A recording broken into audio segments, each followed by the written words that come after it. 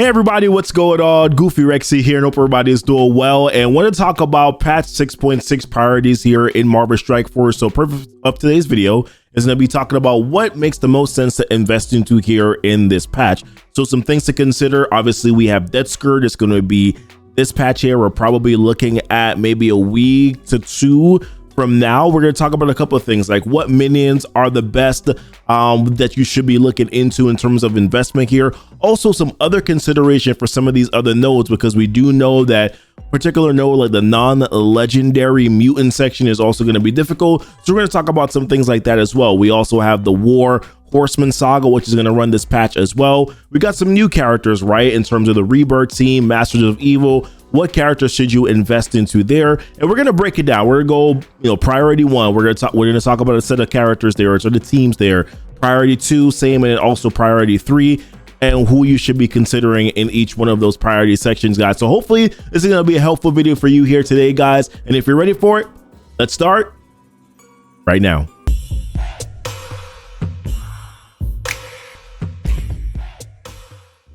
All right, guys, welcome back. So like I said, we're going to be talking about patch 6.6 priorities here. I think the very first priority for everybody, every player, is going to be this Death Scourge event, right? That's going to be the main focus. So things like who are the best minion characters. And then also, I think you want to take a look at this as well for the other sections in those Death Scourge event.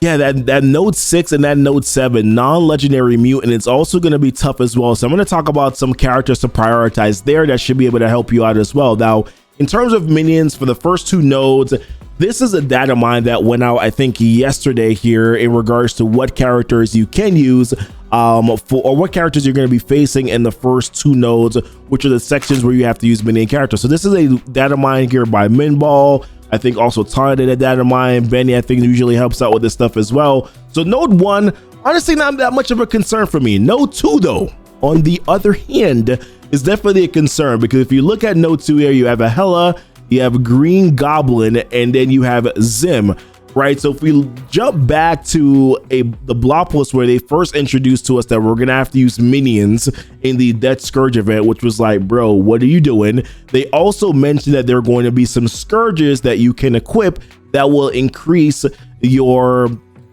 I guess, your ability to be able to use these minions in the Scourge, or enhance the minions that you're going to use in the Scourge event here. And one of those scourges is called Undead Swarms. I know you probably can't see it, so I'll just read it to you. And then I'll tell you what it does here. So unspawn all minions and gain revive 1. So this was supposed to help out your minion characters to be able to survive a little bit more, right? So if you look at node 2, you look at Hela, you look at Green Goblin, you look at Zombie Iron Man, all three of those characters remove revive 1, so it will force you not to be, or will prevent you from reviving if that character does have revive 1. So for me personally, that's a little bit of a concern. Now, that may not be a big deal in the long term, because the information that was shared yesterday as well is that Tana mentioned that some of these enemy characters may actually have 50% reduced damage, and then 90% reduced armor. So it actually might be easier to kill them, and it also means that you may take less damage on from them as well. Now, there are also some conflicting messages that may not actually be true. I think actually Tana had said that may not be the case. So we're gonna have to see exactly what that looks like here as we sort of move forward. But I'm gonna talk about the best sort of minions that you should prioritize here for this Death Scourge event. And I'm also gonna talk about what I think is actually the best approach as it pertains to minions here for this Death Scourge event as well. So I'm gonna jump over to MSF.gg and we're gonna talk about it here. The reason why I'm using MSF.gg is because right now I'm recording this video from the day before, and this thing just randomly popped up here, system maintenance. So I got to use MSF.gg to showcase what I'm talking about here. So if I'm filtering this out by minion characters, then I think the most realistic sort of characters that you could use in terms of minions are going to be Ravagers, Ravager Broomer, Ravager Bruiser, and then Ravager Stitcher, right? They're the characters that have the most recent stat updates. They're also the characters that have the most recent kit updates. So they're probably most likely going to fare better in the Death Scourge event. Now, in regards to who else you bring in with these characters, I think the most logical approach that makes sense to me is bringing your two other minion characters that you already have put investment in, right? So like you've already built them up already. For me, that would be my Merc Lieutenant, my Merc Riot Guard. That is who I'm going to bring in next alongside my Ravagers, because that's who I've already invested into, and I don't want to invest into brand new characters that I haven't invested into yet. So therefore, I'm going to be investing into the Ravagers first, Ravagers, and then bringing on other 2 characters that I've already put some previous investment in. Now, I'm going to keep it real with you guys. The best approach to this whole minion situation is to just not even invest as of yet. And I know you might say, well, bro, like the Death Scourge event is probably going to be in like a week or 2. I get you. I understand that. However, think about it this way. You could go out of your way and invest a bunch of resources into these into minion characters, and then find out that those characters actually are not the best options for those minion sections at all. And then what happens then, right? You're kind of sitting there, you know, just sad, right? Sad you have to invest into minions in the first place, and it's sad that you invested into the wrong minions. So what I would recommend is save your gold, save all the resources, don't spend any gold for the next 2 weeks until the Death Scourge event starts. Watch what others do, watch what other content creators do, watch what other players are doing, see what their reports are in terms of what the best minion characters are, or even best other characters too that you can use in this Scourge event, and then go in that direction and invest into those characters. That is what I think is the best approach. However, you can choose to invest into Ravagers or invest into your next 2 characters. That's one of the recommendations, but I think your best approach is probably not to invest at all. Save your resources and then wait until when that time comes, in my opinion. Now, the other note, wanted to talk about the non-legendary mutant section. So I'm going to filter out this roster here by mutant characters and then talk about what I think the best ones are. Now, unfortunately, I don't think MSF.gg allows you to filter out by non-legendary. I don't think that that's a tag that they have. I'm not seeing it right now. I'm doing it pretty fast, scrolling through because I'm making a video, so I'm probably missing it here. But in terms of non-legendary mutant characters, I'm going to talk about a couple standouts that you could typically invest into. I'm going to leave Nemesis and Dark Beast off of this list though, because not everybody's going to have these characters. Nemesis literally just got released yesterday. Dark Beast, his event is actively going on right now. So I'm not going to assume that you have these characters. However, if you do have Nemesis and Dark Beast, you probably want to pair them up with Psylocke and then use them in the section here for the non-legendary mutant section. That definitely would make sense to me, right? Now, some other standouts that are not these characters. Emma definitely is a standout. Psylocke, who I just mentioned. Beast, I like Beast because Beast actually gives some buffs here to some other characters with this ultimate. Like, you'll apply offense up to Blaster, Brawler, Uncanny, or Astonishing X-Men. So Psylocke, I believe, has the Uncanny tag. If you have Gambit's another standout character too. He'll apply offense up to Gambit. There's defense up that you can apply to control, to protector or controller characters, also Uncanny. You can apply speed up and generate ability energy for self and then all support characters. So if you happen to bring in a character like Nemesis, you'll be able to give Nemesis speed up. So there's a couple different buffs that Beast can give here, which I think can definitely be helpful. In my opinion, he also, if I'm not mistaken too, he will heal other X-Men allies. So if I'm not mistaken, right, like doesn't Gambit have the X-Men tag? Oh my goodness, now it moved my filter. But I think there's a couple other mutant characters that do have like an X-Men tag, so you might be able to get some solid uses out of Beast there by having him buff some of these other characters that are there as well. X Factor is a consideration that I did have. Because like if you care about getting Adam Warlock, X Factor is a fully synergized 4-person team, or almost fully synergized 4-person team.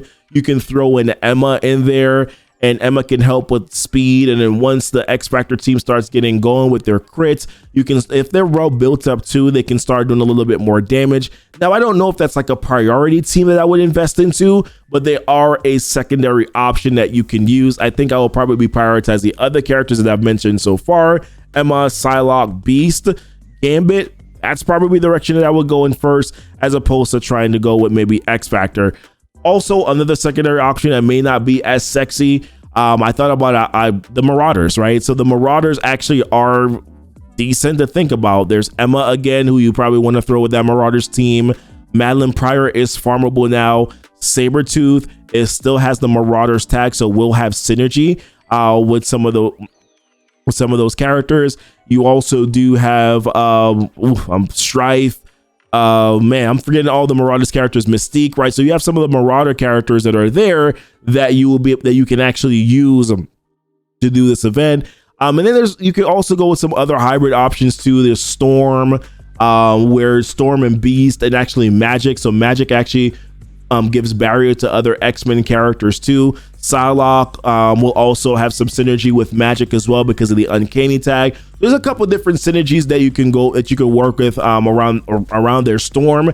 If you build up her charges in the first node and then go in onto the second node, you can actually use Storm with her offense up from Beast to then clear out probably a full wave, right? So that may be like a strategy that you can use to be able to get through some of these nodes here. So there are options. It will be rough for sure, but there are definitely some options that are there that you can use. Now, let's transition and talk about Priority 2 stuff, right? So we just concluded and talked about Priority 1, which is a Death Scourge event. Priority 2 is going to be the War Saga. So we know that War Saga is going to be coming here this patch. They mentioned it here, the War Horseman Saga, in their patch release note. So that's going to be coming alongside, of course, with the War Saga is going to be Red Hulk and his awakened abilities. And that's going to be pretty big because Red Hulk's awakened abilities here do some crazy good stuff, man. I mean, so this one is the most notable in his special ability, where with awakened abilities, if Apocalypse is an ally or with 3 or more Horseman allies, clear revive once on the adjacent targets as well. You can fill the speed bar for 1 random adjacent Horseman ally by 10%. Fill speed bar by one random speed bar for one random Apocalypse ally. Then his passive ability, you get at the end of the turn. If Apocalypse is there, then he'll gain a charge. Apocalypse and all Horseman allies gain 60% focus. So they're gonna be, if you're using Red Hulk in Arena, the War Saga is gonna be important. Now, before the War Saga is going to be the War Scourge event, right? So as a reminder, the War Scourge event, in terms of the nodes, for nodes 1 and 2, you need bio characters. Nodes 3 and 4, you need Avenger characters, any characters that have the Avenger tag. Node 5 and 6, well, node 5, that's where you need either your Hero Asgardians, your Wave 1 Avengers, or Ravagers. And of course, if you're using Ravagers and for the Death Scourge, and you can double down and use your Ravagers here for the War Scourge, right? Node 6, you can use villain characters. Node 8, skill characters. And then node 10, Hero Asgardians, Wave 1 Avengers, and then Ravagers. I took a screenshot of what I used the last time here. Unfortunately, I can't get into the game right now because the maintenance is going on. But this is a screenshot of what I used the last time. So the first 2 nodes, I used sort of like a combination of this. I think if you've already gotten Red Hulk though, Gamma is going to be the team that you are going to use here. That's definitely going to be the best team option for you for your Avenger section. Bionic Avengers, doubling down, Death Scourge, then War Scourge. That makes sense. Although the Young Avengers are actually the better team. They did better against the Gamma team in the Scourge event. So that's the direction that I would probably go in, or have them as a secondary option, especially if you've already built them out for Famine Scourge. They're going to be helpful for you there. Hero Asgardians, far superior team for node 5 and node 10 for your Scourge. Villains is basically like Morgan and like other characters that you can use for the villain section. Oh, seriously, it's like Morgan and others. And then for your skill section, skill is actually the toughest part of the War Scourge event.